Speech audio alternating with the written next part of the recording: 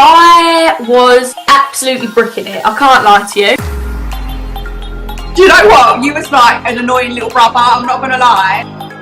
When you get on that show, how can you make it different from what you've already watched? I was bricks. I don't know if I'm allowed to swear. I bumped into you. I was on my way to get a McDonald's. I think you were on the way back.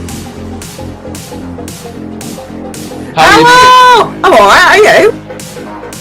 There's no way I'd be able to live with my life if I couldn't get a slinky on my head.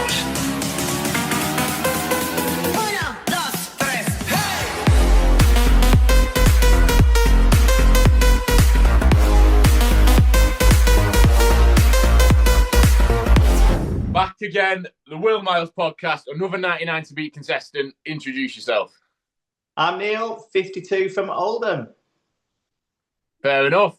No, we've got. I enjoyed it, mate. I enjoyed it. Obviously, we had a few chats about it while we were there. It is hard to speak to all 100 people. How did you find the show? It's definitely something that you probably wouldn't get to do again.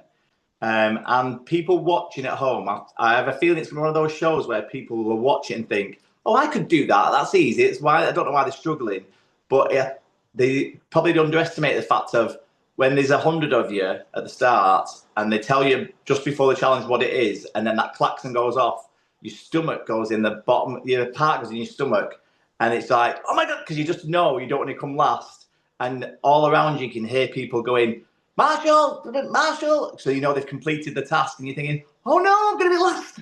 Yeah, that's a scary moment. That when you're hearing Marshall, when it gets to like the 20th Marshall, you're thinking, "I'm going out here. This is it."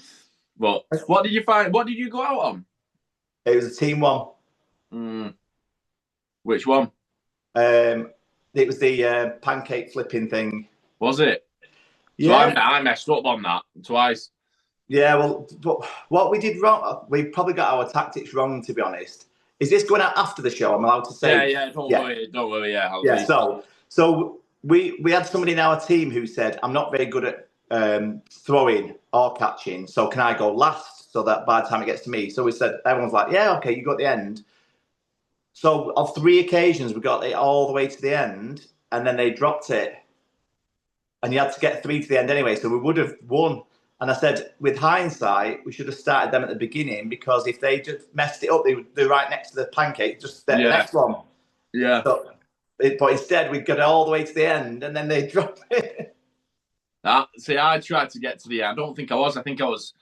I might have been at the end, or I might have been like second to last, but I just wanted a big moment of chucking the pancake in. Do you know what I mean? So you wanted the glory moment. Yeah. Like when you take the final penalty in the shootout and get that. I wanted that, but I messed up twice on it, to be honest.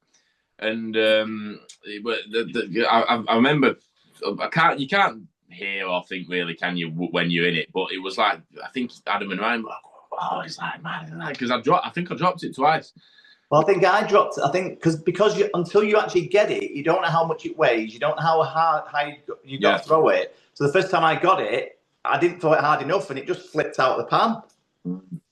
But then the other thing as well is I noticed one team had a better tap. They'd folded it into a quarter, so it was quite heavy. Yeah, that got mentioned. That who said that? Was it? I think it was David. I had David on today, and he mentioned folding it up. So that was the tactic, obviously, and it was a mad experience, wasn't it? Yeah, and I think, unless you're in that situation, you won't be able to. And obviously, we're the first ones from the UK to do it, so we've got a unique experience that we've shared together. And people have made quite good friendships and stuff. And we've got obviously the WhatsApp group where we all chat and stuff. Yeah, that WhatsApp group. I've got it muted, but I'm not being funny. You can go back after 2 minutes and there's 500 unread messages all the way through. I have to mute mine. I have ADHD and it stresses me out if I've got loads of unread notifications on my phone. So I've just had it muted. I think I archived it as well so that I don't see it. No, it was.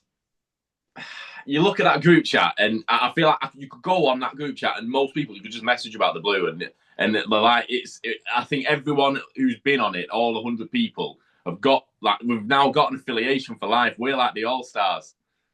Yeah, I think it's like when people go and say Big Brother and they say like they've shared a unique experience that there's Yeah. only so many every year that do it, isn't there? That do it. Out of all the thousands that apply and stuff. And even though the challenges were relatively simple, it's that pressure that think something that you would probably be able to do it without thinking at home quickly. But when you're with that pressure, you're like four fingers and thumbs, you're dropping stuff. That one with the nails just nearly did my. I was like, my hands were like that, trying to pick it up. Have you seen the trailer that's just come out? Yeah, I just seen it then. It's good. It's a good one. I think because I saw Stu on it, and then I'm walking next to Stu. I saw myself for the first time on that one. Yeah, yeah. But and the other thing, the money box one. There's a glimpse of me looking miserable, but yeah, but that's your role in it. You're going for the moody, mean. Character. I don't know. I think I was just pretty. I don't know. I always used to laugh because at every challenge, I'd always laugh about it, like with you, and I'd go up to you because I'd go, "How did you find it?" And you'd be like, "Yeah, all right." There was never any stress, never any like worry or anything. I just go, and then you just like, "Yeah, it's all right. Can do that." It was all right, and it was. I don't know. The way I saw it was that was my 25 grand, and there was 99 people trying to nick it off me. That was the way I. Like, do you know what I mean? So I was already turned up, like you know, I was almost angry with everyone, like, you know what I mean? Like, you know, and then obviously I went out on 46th, which isn't good when you've been acting the big one for the majority of the show. But I don't know. It's funny. It's you went out on the team one, didn't you? Are you glad you went out on the team one? No, I would have rather gone out on my own because then it was my fault. Yeah. And you know what I mean? And then and plus you get your own walk off, don't you? You get your own interview. Whereas we had a group interview and a group walk off, so you don't really get your sort of moment for people to go, "Oh my God, he was on it." So why did you apply for it? What made you want to do it? Because my friend bought me a book in 1993 because I said to her, I don't want to be one of those people that goes through life always saying coulda, woulda, shoulda. You know, like I used to go to a restaurant and I'd go, "Oh, look, smoked salmon. I'd love to try smoked salmon. What you having? I'll have a prawn cocktail, please." Because I knew it was a safe option, but there was all these things I always said, "Oh, I'm going to try that one day. I'm going to do that." So I started, every time I thought of something, I'd write it in my book. And then as soon as the opportunity presented itself, I had to take it. So one of the things was to do a TV game show. So then when I got an email, I was like, "Oh, that's a start. I've got to apply for that now because I had an email." So as soon as anything presents itself that's in my book, I have to do it. And that was one of the things. What did you think when you turned up? Who caught your eye? What were you thinking? There was loads of big characters, and even though I can talk for Britain and everything, but I'm not the first one to start speaking to people, you know, in a big group setting. Yeah. Until I've got like a bit of a sidekick. So then I gravitated to Sue because she just made me laugh as soon as she opened her mouth. Because she's just dead broad. She's just no nonsense. She just says it how it is. So once I'd got pally with Sue, I was fine then because I'd got my little partner in crime sort of thing. I remember seeing you walking along to the shops with Sue and everything. And like, but it's funny how everyone just within about a day, everyone was like comfortable with it. I think like everyone was hanging around, everyone was chatting in the bar at night and that kind of thing. And I said as well, it gives you a glimpse of what Big Brother's like because you are living together effectively. I know you can go back to your hotel and you can't, you know, it's not as intense, but you're still living a life for 2 weeks, was it, with a load of other people with the same objective. Yeah, and you're probably thrown into a social situation with people that you probably wouldn't even bump into. You might bump into, but you wouldn't necessarily gravitate to those people. There's different ages, different nationalities, from all different walks of life. So you sort of were thrown into this mixing pot of people with all different personalities. And there was quite a few big ones in there as well.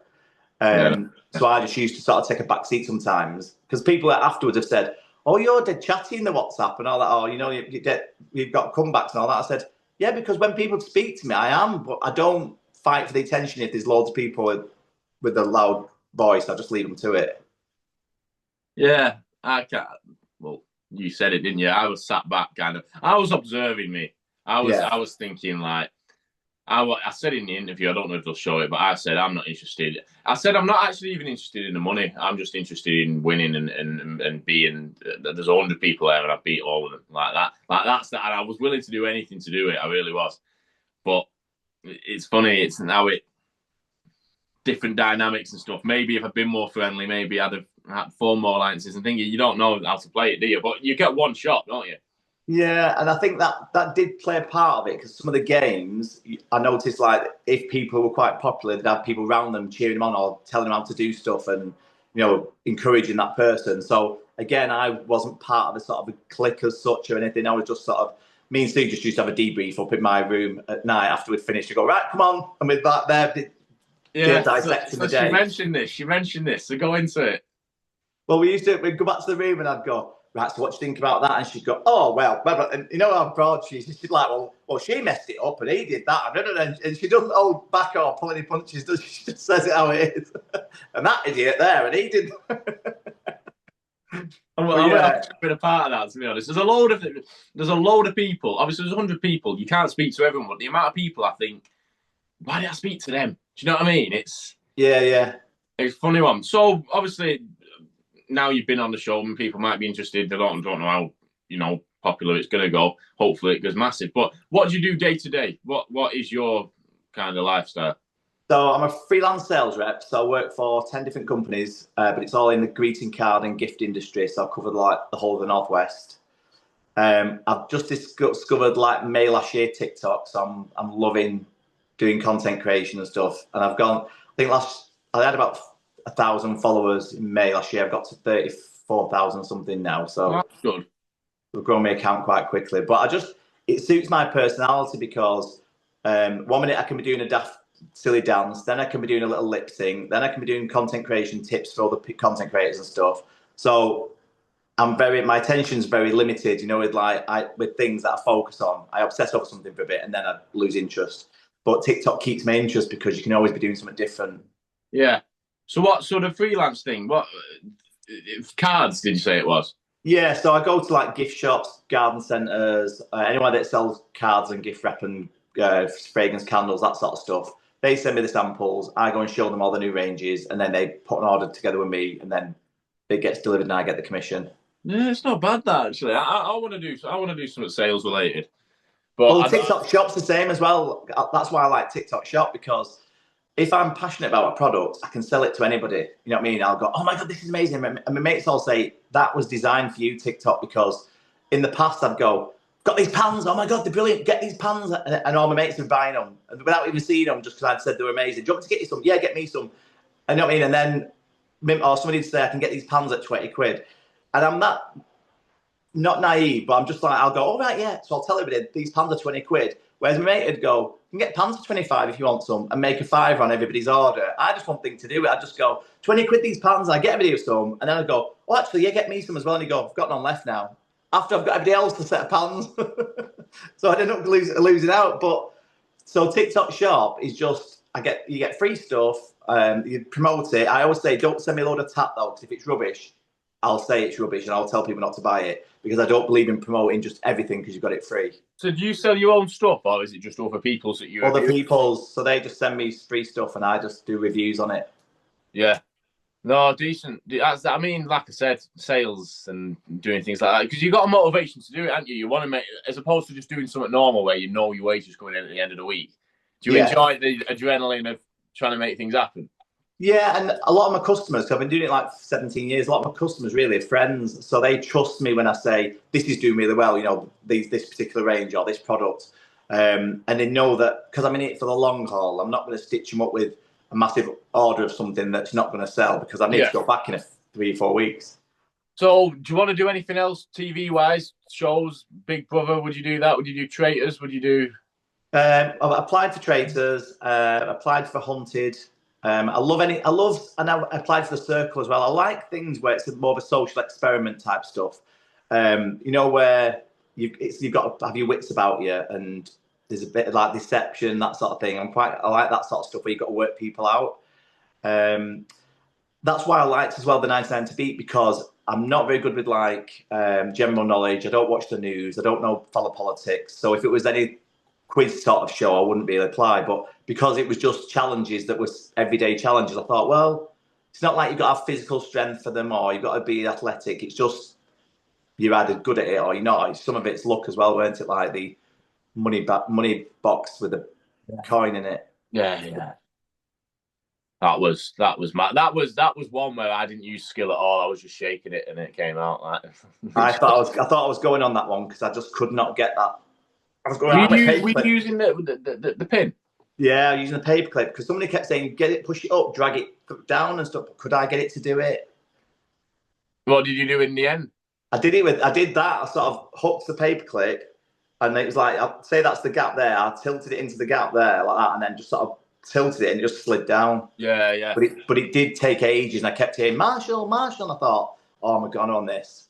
I always felt it helped to look up me and just kind of actually see how many people were left and how many people were. So like a lot of the challenges I was doing them and I was looking at everyone else just to be calm about it and making sure that there were people behind me, and then you can. Yeah, that's why I changed my strategy a little bit on some of them where I'd go further back so you could see in front of you how many were in front still. Yeah. But if you're at the front, you sort of like you've got to keeping focus behind you. I went to the front because I wanted to be on camera. The only time I was near the front, and it was just because I just walked in and then this sort of mood was the t-shirt one. But some of the individual ones, I wasn't really stressed about them. The t-shirt one, straight people were doing star jumps, trying to heat the body up and all that. I'm thinking, why are you doing that? I'm thinking you're going to have no energy. You're going to be, you know what I mean? You're going to be tired. I just thought, right, as I started seeing him put it out, I thought, this is a doddle. I'm just going to smash hell out of it on the floor and then just put it on. And I think I was number 6, the 6th person to do it. No, it was good. That t-shirt one, I enjoyed that. I'm trying to think back to what there was. There was obviously the first one. There was the balls. There was the thing on the spoon, the ping pong ball. Yeah, how did you find that? I hate wooden cutlery in my mouth. Yeah. So I was a bit gaggy, like, because I had to keep licking it so it wasn't dry, so it didn't make me gag. So when we're waiting, that was easy. I mean, because the concept of show was don't come last, but it was the first person out on that one. That's what I mean. That's why I didn't like about that, because I thought one sneeze and that's it. Yeah, my ball's gone and my all bleeding chance at being on TV's gone with it. Like, because I was thinking, well, I thought that's the only game. That's the game where it wasn't don't come last, was it? It was don't be first. I know. And then I heard the ping pong ball go, and I thought, yeah. But a lot of them, I wasn't. Once they explained it, I thought, oh, I can do that. Like with the flour, with the shears, I thought that's just steady hand, just don't squeeze. What was the other one that was? That was more how much your arm hurt just from holding your arm out. Really. Yeah. But and it was. Then there was the big scaffolding thing, not the drain pipe things with big balls. Yeah. I nearly went out on that, and I weren't happy. Well, that one, it was because further up the line, they were like moving way out of the thing, and then they had it tilted really thing, so it came flying down the thing dead fast and bounced off. And I kept going, slow it down. So who else did you get on with there? Who else were you mates with? Kieran got on with really well with, but he left it early. I just started to get to know him. And then he went. We had a meal together, didn't we? We had breakfast with Kieran and Sue. Yes, there was like yourself, Sue, Kieran, Pam, who again left early. There was like Ian as well, who's from like our neck of the woods. I'd laugh with him. And then, but it was strange because like you'd have like some of the older guys that you probably wouldn't sort of go out for a drink or meet up with people like that, but you were sort of on tables in like the green room afterwards and stuff, and you'd be chatting to people that, again, you know, they might not be your immediate type of person you would gravitate to, but then you start speaking to people. Everyone's got a story, haven't they? They've always got, you know, like things they've done in life, and you think, oh my God, I didn't even think you'd have done all that, or they've got loads of tales to tell and stuff. Yeah, no, it was. I love chatting on me funny, like you said, like you. I can talk to anyone. Me, it's just like I'll just chat to. It's like the first night in the hotel when I got there. I was like, "Hey, how you doing?" You're like just chatting to everyone, and then I bumped into Sue, like you said, and she's so welcoming and like just not me. It felt her accent was familiar. You know, being like you said, it's northern, and that Northern Burnley accent was pretty familiar, you know, when you first hear it. Yeah, and she's very down to earth, so you don't Yeah. sort of feel like she's been anybody she's not. She's just very matter of fact, says it how it is. But I sort of missed out on that first night because I didn't get there till I think 11 o'clock or something. I went straight, checked in, went to the room because I was like a late entry because I was on holiday. All right. So did you not know until last minute? Yeah, I was on standby. I came back from holiday on the Wednesday. They rang me on the Thursday, said, "Would I be a standby?" I said, "Yeah." Rang me the Friday and said, "Right, we need you. Can you go tomorrow?" And I went down on the train Saturday. Yeah. So would you get the train from Manchester? Yeah. Yeah, I did as well, but you must have got on a later train. Mine was about 6 or 7 at night. Yeah. Me and Kieran got on the same train actually, obviously not knowing each other, and I thought, I bet he's on it, and he thought the same thing about me, but didn't say anything. We were on the train, same carriage all the way down, and then both got in a taxi. Oh yeah, so clearly all on it. But there was Charlie as well. He was on it. He was on the same train, and I thought about him. I thought he's on it. You could kind of tell. Yeah. Well, there's one of the girls, Charlie. I've kept in touch with her as well through TikTok. You know who makes the earrings. She's lovely as well, and I followed her, and then I watch her lives and stuff. But there's loads. There's like Danny, who again she's from like London, who I probably would never have met, but we always like message each other on TikTok, and I follow her videos and stuff. And then there's the lad Charlie, who's just hilarious, makes me laugh. No, it were meant. I think that the best thing about it, obviously, was you turn up, don't you? And there's 100 people, and you're thinking like, do you know what I mean? And then you come to a realization of like how varied the world is and how different, like, because there was just such a vast majority, a vast like selection. That's the correct word. My head's got not vast selection of people to chat to, and you think, wow, like how can you have so many different characters and you have a million different conversations, don't you? Yeah, because there's some that I'd sort of only started chatting to later on, like Bella. I got chatting to her like quite late on, because I think people gravitate to their own little groups, didn't they? Like, and they'd all be together, so you don't feel like you can just go and go, "Oh yeah," and start joining in. But then when you're in the challenges, you get put in on some of them. You got put in teams, so then you were sort of chatting to other people then that weren't necessarily in your regular circle. So have you been promoting it on your TikTok and Instagram and stuff? Yeah, well, I've done a few on my TikTok and Instagram, but now the proper trailers come out, before I fly tomorrow, I'm going to try and do some tonight, just push it, and then I've got some screenshots and stuff. I did take a picture with my sticker on and my red polo shirt, and I thought I need to cut the background out and get me on a 99 to beat background. Yeah, no, I can't wait now. I'm advertising it. I did an advert walking along, like trying to act all. Oh, I saw you on with the Purge thing. Yeah. That was good. That who filmed that for you? I can't say. I've got a secret team. Oh yeah. Well, no, I just think that it's just to capitalise on it. Obviously, it's a big thing, and you're gonna. What's the word? There's a lot of potential within what happened. Do you know what I mean? If you kind of let it pass by and then that's it. That's why I'm doing these podcasts. I'm doing, all these videos. I can't say this. I've got 3 songs lined up, 3 music videos waiting for when this comes out, and then bang, I'll send them out. And then obviously, like when you go out, if people are looking you up, I'll put the podcast out. But do you know what I mean? There's ways of kind of capitalising on everything. Yeah, I mean, because you don't think people recognise people off certain things and stuff. But I was on the train from Birmingham the other day, and a guy was coming down the train, and he went, "I know you from somewhere. Are you on Twitter?" I went, "No, not really." And he went, "TikTok, you do TikTok shop, don't you?" I went, "Yeah." I went, "Smashing it, mate," and give me a big fist bump. And my mate went, "Oh, you're TikTok famous now." So I thought, if that's just on a platform like that where there's millions and millions of people, then if you're on primetime telly on a Saturday, someone's got to probably spot you. Yeah, but it's funny. I was in Ukraine in January, and I made a load of videos, and I've made a new TikTok account and put a load of them on that. And I've had thousands of comments, like million. I've probably, I think, nearing 2 million views in about, altogether. Yeah. And something like that. But the amount of comments, and I'm going back to Ukraine under 2 weeks, I think.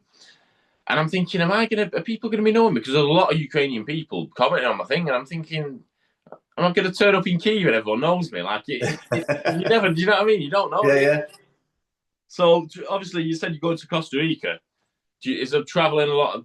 Something you do a lot? Have you done a lot of traveling in the past? Yeah, I worked in travel for 17 years, and so I saw a lot of the mainstream places and stuff. So 2 years ago, I gave up alcohol because I couldn't stand the hangovers and stuff. So instead, now I go on a lot more different holidays, whereas it used to be going clubbing and then sleeping off the hangover and all that.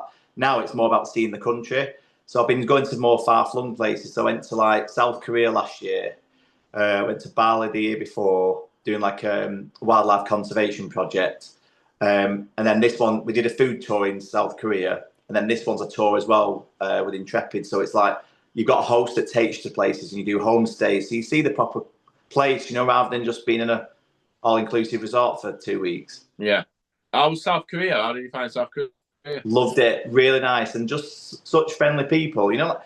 Just little things where, when you're going to buy something from shop and you give them your card and they to pay, and they sort of present it back to you like that, rather than just clinking it over the counter, they sort of give you a card as almost like an offering. And I just think it was such a nice place, but it was just strange because we get alerts on the smartwatch and I'd go, and it was in Korean. I'd say to the guide, "What's this?" And she'd go, "Oh, it's the North are attacking at the moment." I said, "What do you mean attacking?" She went, "Oh no, they send balloons over filled with their rubbish so that when they burst, it all falls onto our side." And I was like, "How immature is that?" I said, "That's grown adults." And she went, I said, "And what do you do?" She said, "We've got massive big speakers facing their side playing K-pop music because they're not allowed it." And I went, "Really? I don't know which is more immature than them or you." I never knew that. Yes. Never knew that. So they play like K-pop music towards their side of the wall, and I was like, well, I suppose if that's the only casualty, what I mean, it's a nice war to be involved in, I suppose. So where do you want to go next? I've got Florida booked for June because I've not been for about 15 years. I like to go every now and again just to see all the different rides and stuff at Universal. But then I was hoping to go to Vietnam, Cambodia, and Thailand. Yeah, I was meant to do that. I was meant to be there now, actually, in Vietnam. I was going to do that Cambodia, Laos, Thailand. Yeah. Vietnam, obviously. My mate's currently riding a motorbike up the country from Ho Chi Minh to Hanoi. So I'll do that at some stage because it looks very good. So yeah. And then I want to do India as well. I want to do Taj Mahal. Yeah. See, the thing is with me is I travel to make the videos, so it's kind of wasted on me. I'm not really interested in actually doing the travel. Like I'm just filming and then that's it. Let's go back to my hotel. Like, well, I'm very much. I always say to my friends, when I go to see a place, I love it. I want to take a nice picture, something Instagrammable, do a bit of filming, do all that. But then I don't really want to know what century it was built and how long it took. I don't want to do the tours where they tell you all the information. I'm all about the pictures and content. I don't walk around museums or anything, me. Or... No, but I like if it looks good a picture, I'm there. I went to Venice last year, and we had a gondola ride. And the guy who rode the gondola, who was driving the gondola, was the most entertaining guy. He didn't tell us anything about the stuff. He was just talking about, like, I don't even know what he was on about. I remember, obviously, there's a video of it. So look at that if you want. But he was literally just talking about, I couldn't even tell you. I could not even tell you. Just, hello, how are you? Just permanently, just saying different things, but nothing about the actual history of Venice, which I think what the men do. But no, I prefer that, mate. I prefer the spontaneity of everything. Yeah, and like the friend that I'm going away with, we're quite relaxed as well with what we expect from the trip. So we said like, oh, what should we do on the last 2 days when we get? Should we do? Or should we just play it by ear? So we've not booked anywhere for the last 2 days. We just said we'll just see because depending on what the group's like that we meet up with on the tour, I said we might decide to spend another couple of days with them. I said, but we can just do our own thing as well. Yeah, Costa Rica looks nice. I like the idea. I like Central America. Well, I've never been, but I want to do Honduras and El Salvador and Nicaragua and Guatemala, Costa Rica. What's the other one? Panama. Yeah, well, I did some of South America when I did a round the world trip when I got made redundant from the travel place. So I did quite a few places there as well. Where have you done South America? I did like Uruguay, Chile, Argentina, Rio de Janeiro. So how many countries have you been to? Quite a few, because on the around the world trip, I did quite a lot. Because again, when I booked the trip, I started off on the Trans-Siberian Railway for 2 weeks, and then you got off a few places there. All the way through Russia. Yes, we did. But we went in January. It was like minus 40 in Siberia, absolutely freezing. And the guy was saying, you know, when you're here, he said, don't run. He said, because you can suffocate, you know, because your body can't process the oxygen, cool it down or warm it up quick enough or whatever. I said, oh, don't worry, I don't run at home. I said, if you see me running, I'm being chased, so send help. I said, I don't run for sport, you know what I mean? And then so we did Mongolia and went to see a Mongolian musical just to see what it was, you know, just so we could say we'd done it. Was that in Ulaanbaatar? Yeah. And then we did, so after we got off at Beijing, we did Beijing, Hong Kong, Tokyo, Singapore, Malaysia. We did all down the east coast of Australia, New Zealand, and then we did all that like Uruguay, Buenos Aires, Rio de Janeiro, Chile, Argentina, and then came back home. So I did about 4 months. Sounds mint, that, you know. I do want to do that Siberian Express. Yeah, it was just it's such a good experience, and we like sharing a carriage with like all the people. This guy from a Russian guy didn't speak any English. It was all like pointing and then when you stopped at these things, we were like, what we're stopping for? And everyone would get off, and there'd be all these like people selling stuff on the platform, and it was like fish that had been flattened, spread out, flattened, and then dried, so it was like solid. This big fish, like smoked and stuff. And then there was like donuts that looked like a donut that had cabbage inside. So we were going to this guy. Yes, he's going. That's so we're buying this. So you just rip this fish off, this like smoked fish, and then drink that with a beer. So he'd share his stuff with us, and then we'd be like, "Oh, we'll get one of them fish next time we get off at the next stop because you should get off for a little break and then you get back on." But it was just brilliant to see all the different cultures and stuff. No, that sounds brilliant. That you're making me feel untravelled. But when we went to Cuts at one of the stops, and it was a homestay, and the guide said to us, "This is your like how this is where you'll stay." And he said, "When you come in," he said, "even if you're indoors, you need to lock all the door." I was like, "Okay." So came in, there was literally 10 different locks down this metal door, a solid metal door with a frame. You had to click that one, bolt that one, twist that one, keys, 10 all the way down. I filmed it and put it on my YouTube because I couldn't believe how many locks were on one door just to feel. What was that? Was that because of bears or something? That was just because like people would just kick the door in, and if they knew you were like tourists and like rob you and stuff. Fair enough. Because I've seen in Siberia there's like 3 doors because it's so cold. They've got like 3, you know, just to keep the cold out.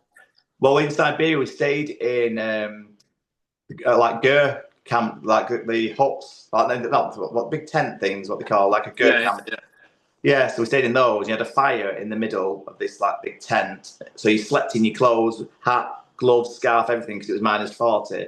And the woman said, like, she said, "Oh, I'll keep coming in and stoking the fire and all that, so don't do it yourself." I was like, she hadn't been in for ages, and I was going, "It's freezing." I went, let's get some more thing on. So I picked it up, and I didn't have anything to pick up, so I used my slippers.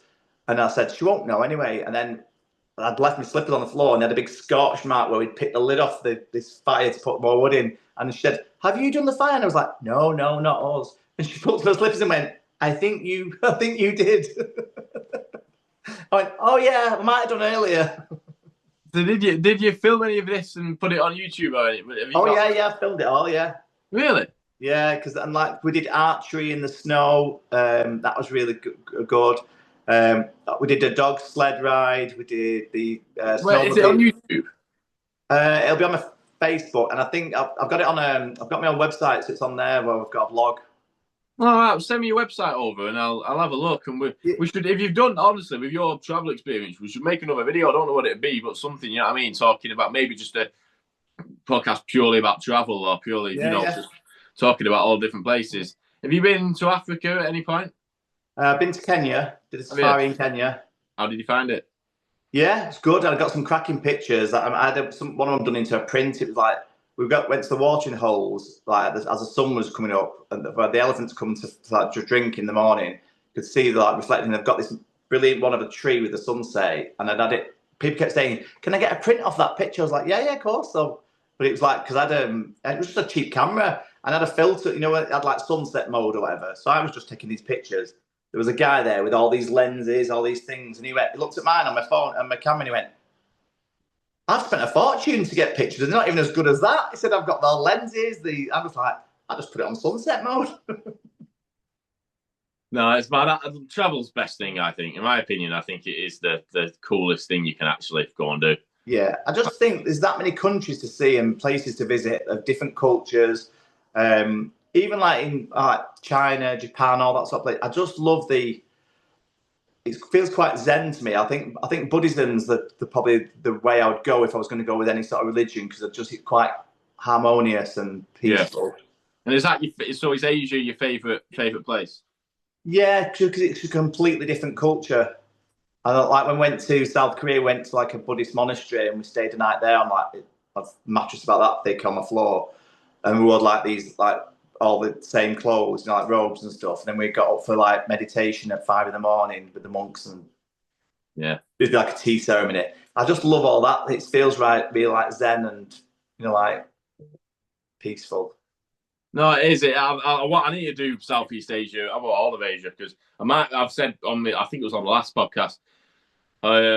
Which one was it? One of them I did today. My goal is to go to every country in the world. Yeah, that's what I'd like to do. I just think there's so many places to see. That's why I don't really enjoy going back to the same place because I think I'm like 52 now, and I just think there's not enough time to see everywhere as it is without going back to places. Yeah, no, definitely. It's I couldn't just go to Spain every year, me, and just like holidays aren't for me. I've got to be doing something. There's got to be a point to it. I've got to be filming something. You know what I mean? Well, that's why when the last few holidays I've been on, like when I did my on-the-world trip, I did a wildlife conservation place where I volunteered there, and I like helping to like feed the orphan kangaroos, the little babies that have been when the mums have been run over and stuff. Yeah. I had to do all that feeding them. Then when I did Bali, it was a wildlife one, so we're helping to rebuild the coral reef because they'd been doing like dynamite fishing and destroying it all. So then the short-term win was they were getting the fish, but long-term the fish had nowhere to go because the coral had been destroyed. So we had to make these structures out of like cement with like calcium in, and then I had to pass my paddy diving course. We had to then dive and assemble them all on the bottom of the ocean bed to form new like artificial coral. Yeah, there's so much you can do, isn't there? Yeah, I just like to do stuff where you give him as a result of going there, you get feeding into the economy, but also helping. You've had a positive impact when you've been there. So we did like a beach clean one morning, picking all the plastic up that had washed up on the beach and stuff. No, it's good. Yeah, I mean, I'm not being funny. I like to think I'm well travelled. I'm not in the grand scheme of things. I've never left Europe. I've done a lot of countries. I've done 28 countries, but they've all been European countries. So I need to branch out at some point. I need, like I said, I was meant to get to Vietnam, but it's not happened.